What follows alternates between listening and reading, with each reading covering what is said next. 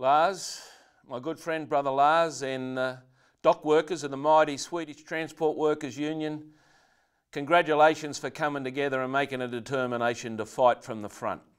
That's what we do as dock workers.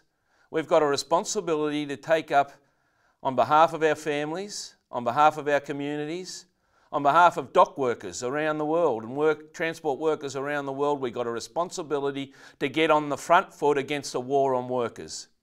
It's happening everywhere. It's not just happening over there in Stockholm or in Gothenburg. It's happening down the road in London. It's happening down the road here in Australia, in Long Beach, in Portugal, in ports across the world. There is a war against workers. It's predicated upon taking away permanent jobs. It's based on replacing skilled workers with casual workers.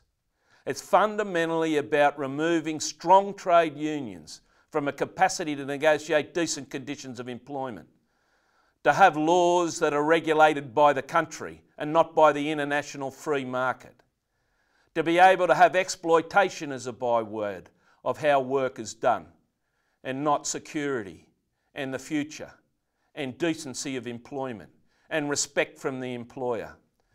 It's a war that's going to take some fighting, and there's no one better to do it and lead the way than the dock workers movement of the world.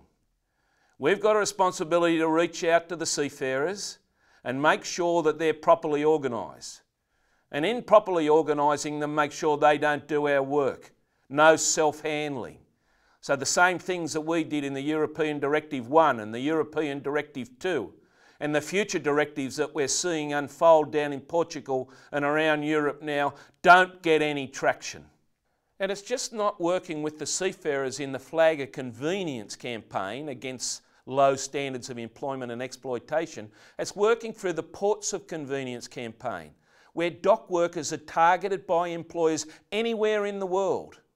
Or the Global Network Terminals campaign, where the 4 big terminal operators, if they're not going to apply the same standards of respect and the ability to recognising organising rights and labour rights, we've got to use our Ports of Convenience and Global Network Terminal campaigns to hold them to account.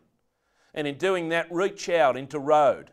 All the trucks, many truck drivers in your union, coming in and out of intermodal terminals and into rail with Thomas Abrahamsson's union over there in Sweden, SECO. And in doing that, link mines from around the world, strong unions in mines, to manufacturing, to retail, through ships, through our ports, an organised campaign by international trade union activists to be able to touch the people that are trying to break us at any part of that enormous freight forwarding link. Now that's a vision for the future. That's a vision that Lars has got and I've got, Steve Cotton's got. But it needs your support, brothers and sisters. You're the guys on the ground. You're the people that are going to make it happen.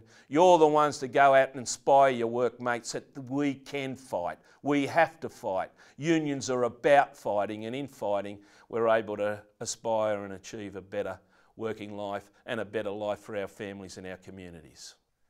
Because if we fail on one point, and this happened in Liverpool, they attempted it here in Australia at Patrick's. The Bush administration locked out the International Longshoremen and Warehouse Union in North America. We can't afford failure. We can only afford success. And the people and the forces, the political forces and the corporations arraigned against us have great political power. They have great wealth. They're able to direct governments to put anti-union laws in place, as you well know in Europe. But what we've got is our courage, our determination, our humanism, and the long history of militant trade union activity. We do fight from the front in the dock workers movement.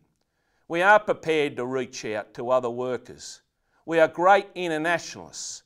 We do it, sure, in our own self-interest, to protect our rights on the job, but we also do it because we know if there's not a genuine internationalism underpinning our work, then the international corporations that we're dealing with are greatly strengthened by the fact that we can't meet them blow for blow, place by place, anywhere that they visit the war on workers around the world. In the ITF, as Lars knows, he's the Deputy Chair of the Dock Workers, now President of the European Transport Federation. We've got a responsibility to use the leadership of our strong unions, the MUA, the Swedish Transport Workers Union, the history of militancy, the history of courage and the history of success, that we take that forward into a new leadership for the ITF, together with Steve Cotton, who is probably there today, and if he's not, there will be a message. So we form real leadership, young leadership, for young workers, for women, an ability to be able to put our views against and our values against the corporations and the neoconservative agenda that are basically about taking our rights at work and at home and in our communities away from us. I couldn't be with a better gang of sisters and brothers and comrades than people like Lars, strong people, real people, representative people of working men and women's interests, dedicated people. They're not doing it for any other reason than they believe the importance of labour is essential to the future and part of the future. Let's make sure that we secure that future, sisters and brothers, here in Australia, everywhere that they identify us and take us on in this war against our rights. Let's identify them. And together let's reach out to each other and make sure that we go the distance, because that way we secure the future. The future's ours.